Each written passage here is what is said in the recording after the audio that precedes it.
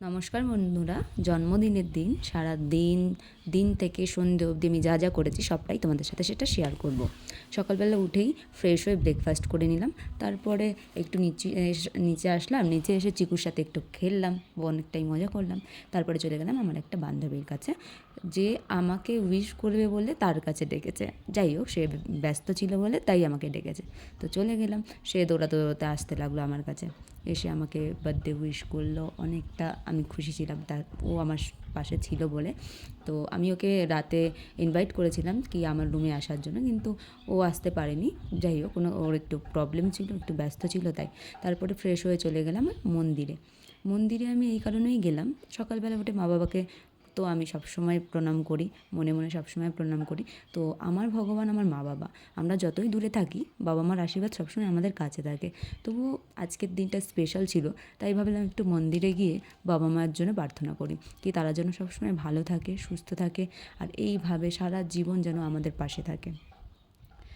তো মন্দিরে এটাই আমার ভগবানের কাছে প্রার্থনা, কি আমার বাবা মাকে সবসময় ভালো রাখবে। তারপরে নিজে একটু রান্না করেছিলাম, কে জানি বাড়ি থাকলে মা এইভাবে রান্না করে দিত, এর থেকে বেশি কিছু রান্না করে দিত। তাই মাকে ভিডিও কল করে দেখালাম যে আমি এত কিছু রান্না করেছি। মা তো খুব খুশি, কারণ যতই থাক আজকের দিনটা মা এইভাবে আমাকে খাওয়াতো, তো সেইটা মা অনেকটা কষ্ট পাবে বলে আমি এই জিনিসটা করলাম, নিজে হাতে এত কিছু রান্না করলাম আর মায়ের সামনে ভিডিও কলে বসে খাচ্ছিলাম। তো মা তাতে বেশি খুশি হলো, মা বললো যে ফোনটা কাটিস না, তুই খা, আমি দেখবো। তো আমি মায়ের সাথে কথা বলতে বলতেই খাচ্ছিলাম। তো খাওয়া দাওয়া শেষ হয়ে গেল, অনেকক্ষণ গল্প করছিলাম মা আর আমি। তারপরে খাওয়া দাওয়া হওয়ার পরে আমি মাকে থালাটা দেখালাম, মা দেখো আমি পুরো পরিষ্কার করে খেয়েছি। মা তো খুব খুশি, বলছে যাক, বাড়ি থাকলে তো তুই খেতেই চাস না, তাও খেয়েছিস। মা তো ভীষণ খুশি। তারপরে সন্ধেবেলার পার্টি স্টার্ট। আমার সন্ধেবেলার পার্টিতে ছিল ম্যাগি, ক্ষীর আর হচ্ছে কোল্ড ড্রিঙ্কস। তো সব বন্ধুরা চলে এসেছে ডেকোরেট করার জন্য, তো সবাই ভীষণ মজা করছিল।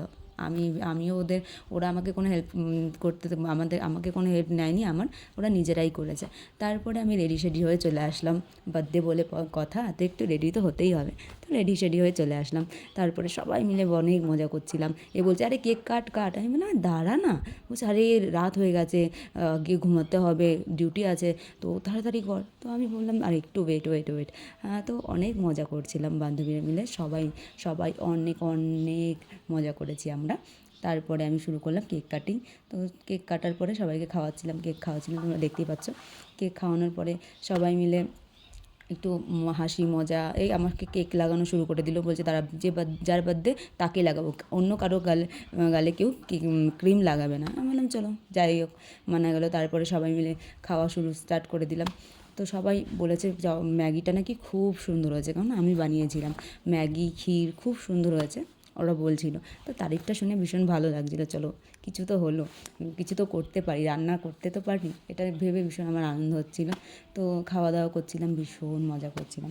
তারপরে সবাই পার্টি হয়ে গেল, সবাই যে যার রুমে চলে গেল, কেননা যাই হোক সকালে সবার ডিউটি থাকে, সবাই ব্যস্ত থাকে, তো বেশিক্ষণ আমরা দাঁড়াতে পারিনি। তো এটা হচ্ছে আমাদের ক্যামেরাম্যান যে ক্যামেরা করছিল, তো ও সবার শেষে নিয়েছে, তাই বলছে যে চল তুই কেন বাদ যাবি, তোর ভিডিওটাই তোকেও ওঠানো যাক। তারপরে সবাই মিলে খাওয়া দাওয়া কমপ্লিট হয়ে গেল, পার্টি খতম হয়ে গেল, সবাই যে যার রুমে এখন চলে গেল। তারপরে দেখা গেলো গিফট, আমি দেখো বার্থডেতে আমাকে কী গিফট দিয়েছে। তো সবাইকে আমি জন্মদিনটা এইভাবে কাটালাম। তো কেমন লাগলো ভিডিওটা অবশ্যই কমেন্ট করে জানাবেন। ধন্যবাদ।